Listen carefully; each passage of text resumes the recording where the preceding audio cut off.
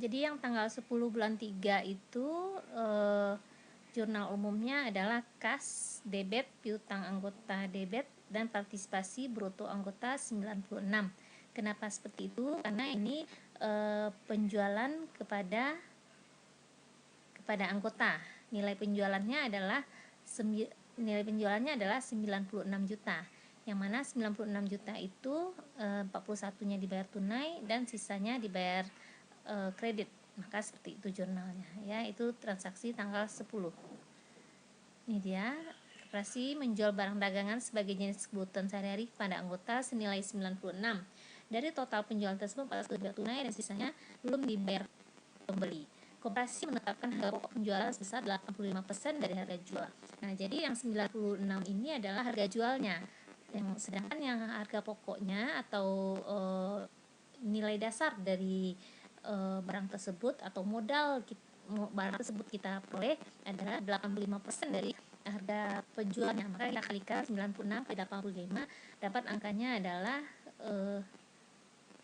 81.600. Jadi kita tuliskan karena ini metode perfektual, setelah kita tuliskan pencatatan penjualannya, juga kita iringi dengan pencatatan berapa nilai dari harga pokok yang barang yang kita jual tersebut.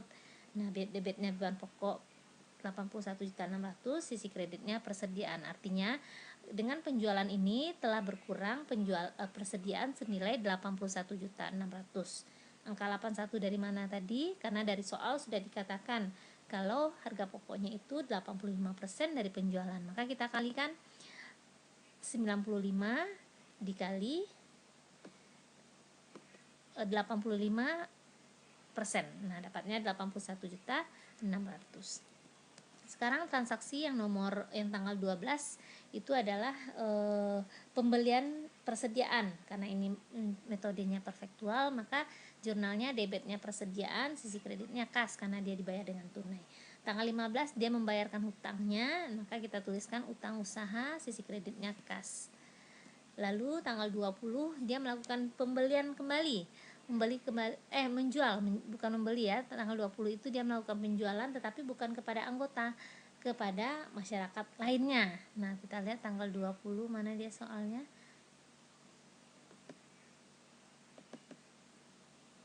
Nah, ini dia, koperasi menjual barang dagangannya kepada masyarakat non anggota senilai 72 secara tunai. Koperasi menekankan harga pokok penjualannya 85% dari harga jual. Jadi sama sepertinya ini kalau untuk anggota koperasi dia menaikkan harga jualnya 80, dia menaikkan 15% harga pokoknya adalah 85. Untuk yang non anggota juga begitu. Harga pokoknya adalah 85 dari penjualan, artinya labanya adalah di sini 15% kan. Nah, kita cari 72 juta 85 kali 85% dapatnya adalah 61.200. Maka ketika kita melakukan penjualan tersebut, selain kita tuliskan seperti ini, kas 72 dan sisi penjualannya sisi kreditnya penjualan 72, kita juga tuliskan berapa HPP yang terpakai, berapa HPP yang kita lakukan penjualan di atas ini. Yang 72 itu ternyata harga pokoknya hanya 61.200. Dari mana dapatnya tadi? Adalah 72 juta dikali 85%. Nah, sisi kreditnya adalah persediaan. Jadi persediaan telah berkurang sebanyak 61.200. Nah, tanggal 29 membayar air listrik, tidak ada masalah, tinggal tuliskan saja. Tanggal 30 beban gaji pegawai dan beban gaji pengurus, kita tuliskan seperti itu jurnalnya. Lalu dari masing-masingnya kita harus buatkan buku besar untuk masing-masingnya. Aku rasa buku besar ini tidak ada masalah, saudara semua sudah bisa, yaitu memasukkan akun yang sama ke dalam buku besar yang sama. Nah, ini adalah buku besar dari kas. Yang pertama ada saldo awal. Jadi yang kita masukkan ini juga yang ada dari neraca tadi ya. Yang mulai dari neraca kita tuliskan neraca yang sudah pertama kali di atas tadi. Itu yang kita tuliskan. Nah, juga kalau seandainya mana neraca lainnya, tuliskan semuanya yang ada di sana.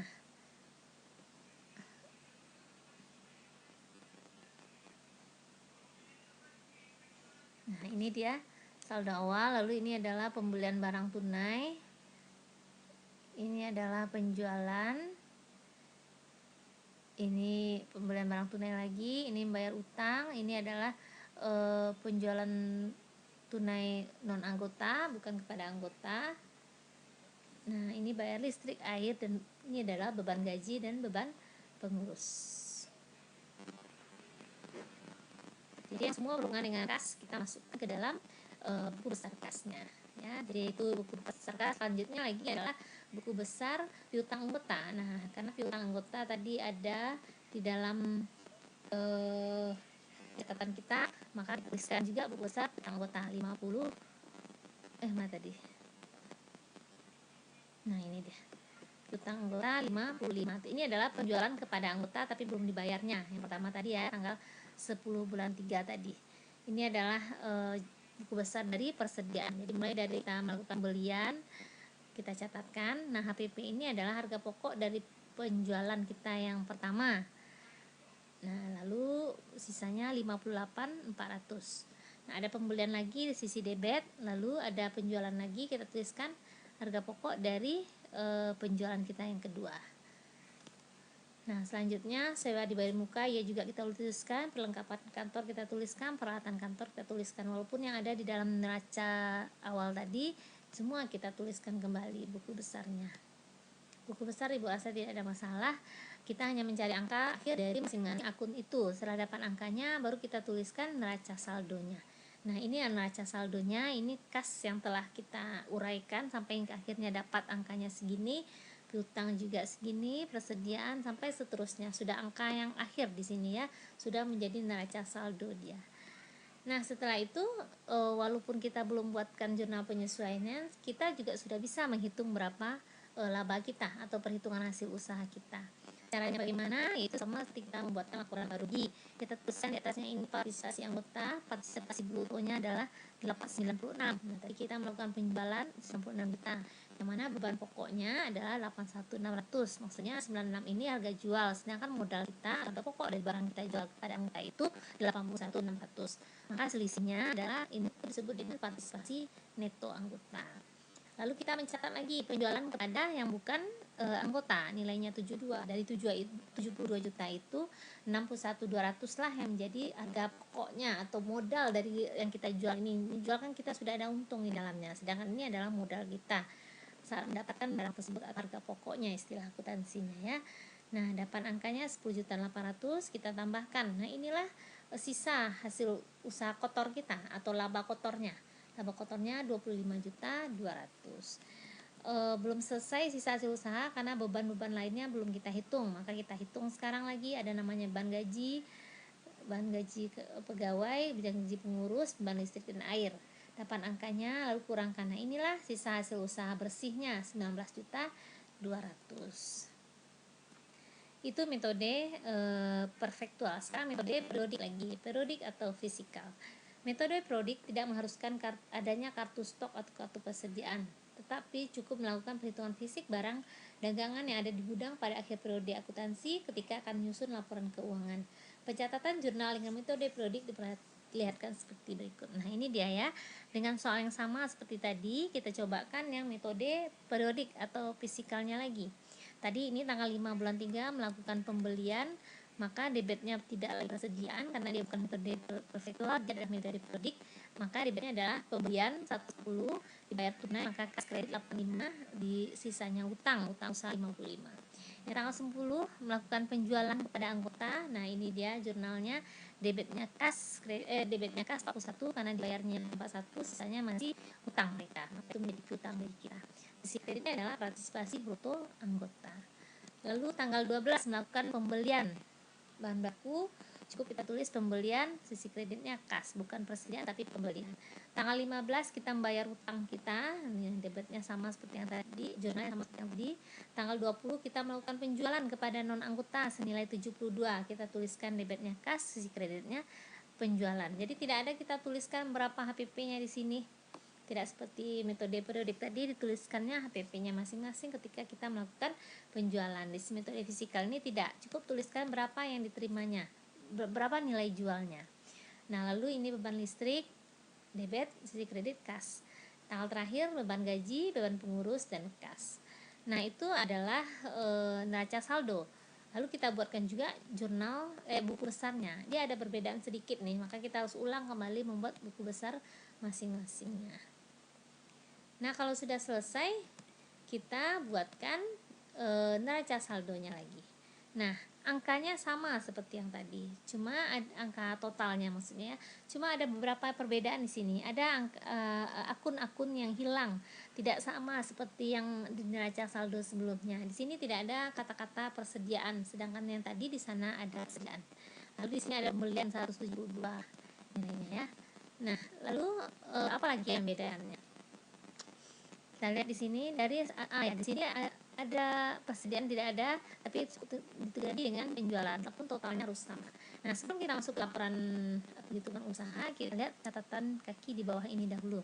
Dari hasil perhitungan fisik atau stock of name, barang dagangan yang ada di toko koperasi maju terus pada akhir Maret tahun 2010 diketahui nilai persediaannya itu adalah 29.200. Nah, dari mana angka itu? Nanti dari soal diberitahu itu, tapi saudara harus tahu juga dari mana angka 29.200 itu. Walaupun angka itu sama seperti yang kita dapatkan di metode perfektual tadi, tapi kita harus tahu juga ini itu dari mana datangnya. Datangnya dari sini. Kita melakukan pembelian tanggal 5 140 juta. Lalu kita melakukan pembelian kembali tanggal 12 32 juta. Kita tambahkan, maka pembelian kita semuanya barang yang tersedia adalah 172. Nah, kalau kita melakukan penjualan yang 172 itu kita jual dia masing-masing di tanggal 10 dan tanggal 20. Maka ada penjualannya adalah 142.800. Maka yang tersisa lagi adalah kita kurangkan berapa yang persediaan pertama tadi dikurang dengan penjualan. Nah, kalau persediaan pertama itu maksudnya adalah ada persediaan awal, ada total pembelian. Kalau tidak ada persediaan awal, maka total pembelian itu yang kita sebut dengan kegiatan pembelian dikurang dengan penjualan tersebut. Dapatlah dia 29.200. Angka itu sama seperti yang ada di dalam perfektual tadi. Nah, lalu kita buatkan lagi laporan hasil usahanya. Ini laporan hasil usahanya. Sampai sini ada penjualan dan partisipasi bruto anggota. Langsung tuliskan ini partisipasi bruto anggota, lalu penjualannya pada non anggota ini 72. Maka total pendapatan adalah 168. Nah, lalu selanjutnya ini adalah perhitungan KP-nya. Lalu kita hitung KP-nya di dalam perhitungan hasil usaha. Kita lihat rumusnya tadi adalah persediaan awal ditambah pembelian. Nah, ini persediaan awalnya tidak ada 0. Total pembeliannya semuanya adalah 172. Kurang dengan 29.200. 29.200 dari mana tadi? Kan sudah diterangkan yang di atas tadi. Selain juga sudah diberitahu datangnya dari mana. Itu semua pembelian kita jumlahkan, lalu semua penjualan juga kita jumlahkan. Kita cari selisihnya antara penjualan dengan pembelian. Dapatlah angkanya 29.200. Lalu dikurangkan 172 dikurang 29.200, dapatlah dia 142.800. Ini sudah menjadi pendapatan total. Ini sudah kita hitung semua bukan semua beban, menghitung harga pokoknya dahulu. Maka hasil usaha kotornya adalah 25.200. Itu hasil pengurangan dari 168 kurang 142.800. Dapat dia 25.200. Nah, yang 25.200 ini dia terbagi lagi. Ada yang namanya partisipasi neto anggota dan ada yang namanya sisa hasil usaha kotor non anggota. Yang 25.200 ini kita bagi-bagi menjadi partisipasi neto anggota 14, menjadi SHU kotor 10.836. Dari mana dapatnya? Nah, dari sini ya. Ini ada perinciannya. Penjualan dilakukan operasi selama bulan Maret yaitu jumlah 168 yang terdiri dari penjualan kepada anggota 96 dan penjualan kepada non anggota 72. Maka kita cari berapa persen yang bisa kita serahkan kepada anggota kembali, berapa persen labanya itu kita bagikan kepada bukan anggota. Nah, persentasenya bagaimana?